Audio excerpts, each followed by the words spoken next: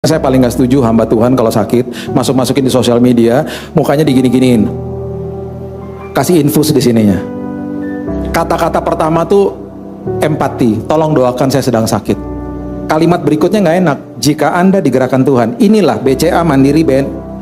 Jangan kejar pipanya, kejar Tuhannya, kejar sumbernya. Waktu Tuhan menciptakan tumbuh-tumbuhan, Tuhan berfirman kepada tanah, hendaklah tanah, dia katakan begitu. Berarti sumber daripada tumbuh-tumbuhan adalah tanah.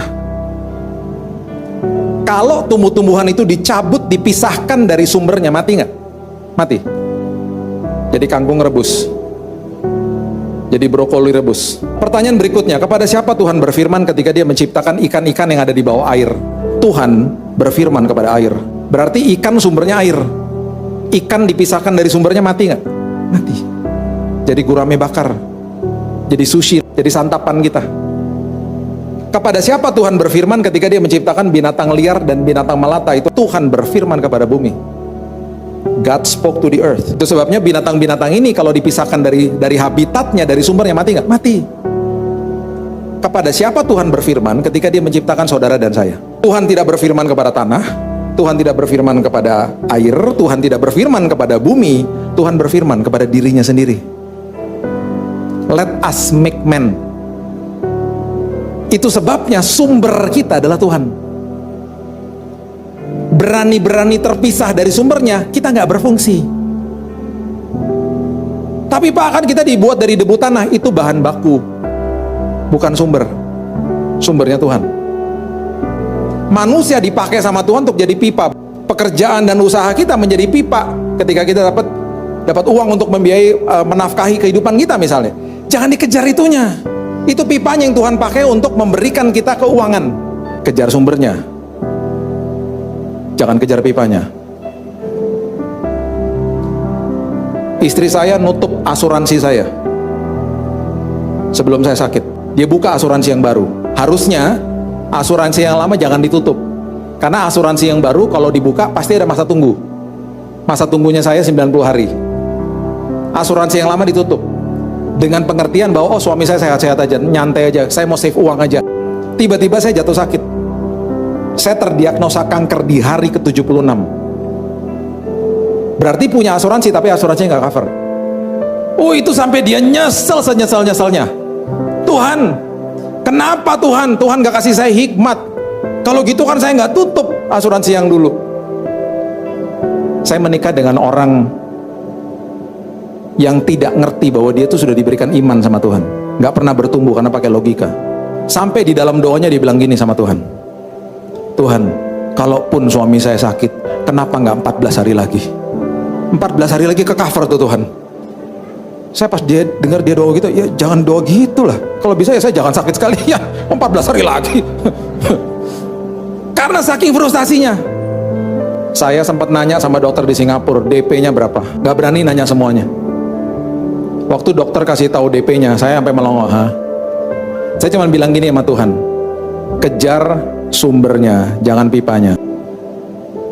Dalam hitungan 3 hari, DP yang dokter bilang itu ada di rekening saya. Persis jumlahnya. Persis jumlahnya. Jadi saya bilang sama istri saya, yuk kita berangkat ke Singapura. Enak aja, sisanya gimana? Dia bilang gitu. Sisanya, saya bilang, kan kita minta DP sama Tuhan, bukan minta sisa. Udah berangkat. Saya bilang gini, perjalanan iman sama Tuhan tuh ngeri-ngeri sedap ngeri sayang. Udah jalan aja. Sampai di sana saya udah di kursi roda, udah nggak bisa jalan. Saya pilih kamar yang paling murah, kamar yang berempat. Di kamar yang berempat, saya udah nggak bisa ngapa-ngapain. Saya ambil kamar paling murah dengan 3 orang lain. Di kamar itu tiba-tiba saya muntah-muntah karena bau makanan. Nggak tahan tubuh saya udah. Tiba-tiba saya sama istri saya ketemu ada kamar isolasi namanya. Sedikit lebih mahal dari kamar berempat, tapi masih murah. Karena bukan kamar VIP, sendirian, isolasi, tidak ada jendelanya.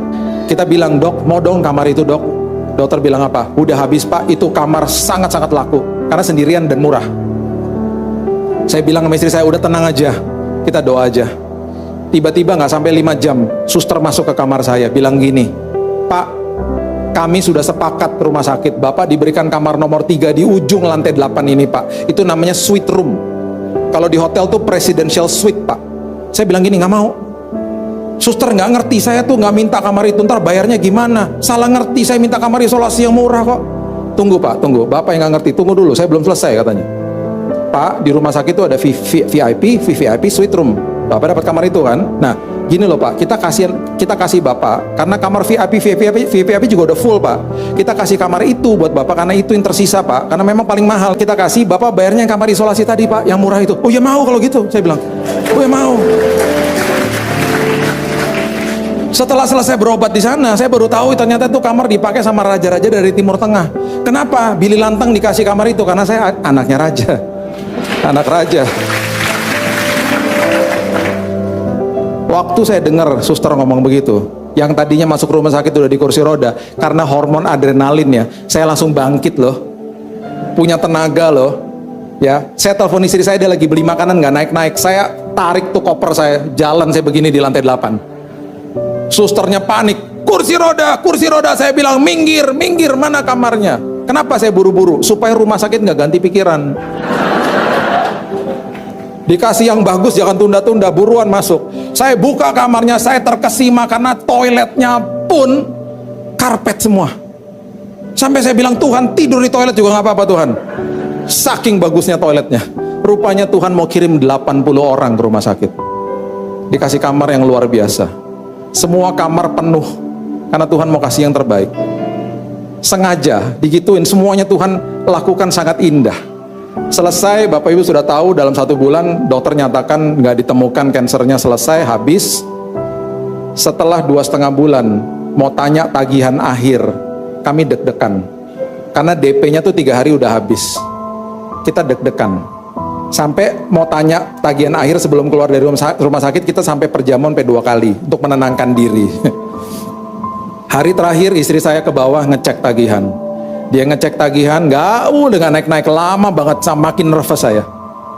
Tiba-tiba dia naik, dia buka pintu kamar. Waktu dia buka pintu kamar pun dia nggak bisa ngomong, dia begini, sinetron.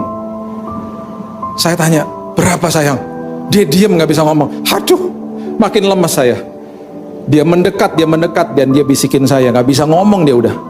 Katanya pihak rumah sakit udah lunas, bahkan kelebihan bayar.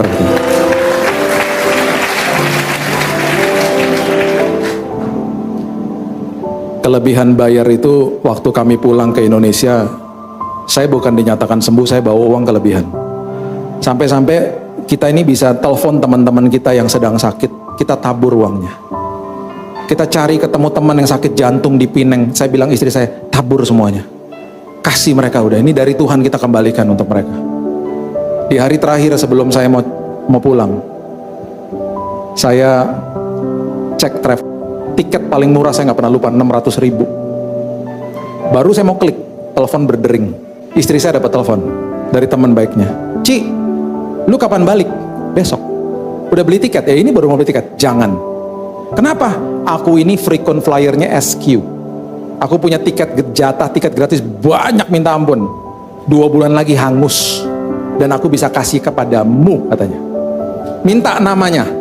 Dia minta nama saya, dia minta nama istri saya, dalam hitungan setengah jam ada tiket bisnis kelas dikasih ke kita. Saya pas pulang ya, saya duduk di bisnis kelas. Saya bilang, Tuhan, dari perkara kamar, dari urusan pulang, kok satu-satu Tuhan nyatakan kuasanya. Dia bilang, kamu anakku, Bil. Aku bapakmu, karena aku adalah sumber atas segala sumber.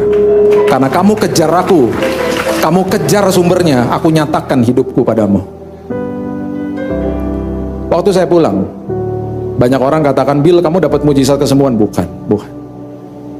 Mujizat yang saya terima adalah saya, istri saya, dan kedua anak saya diubahkan Tuhan. Terutama istri saya. Dia melihat sebuah dimensi yang namanya iman. Hidupnya diubahkan Tuhan. Kesembuhannya bonus Bapak Ibu. Kesembuhan itu tinggal kita balikin, Tuhan tinggal balikin tangan sembuh kita. Tapi perubahan karakter memerlukan respon daripada kita. Ngertilah jati diri kita di dalam Tuhan.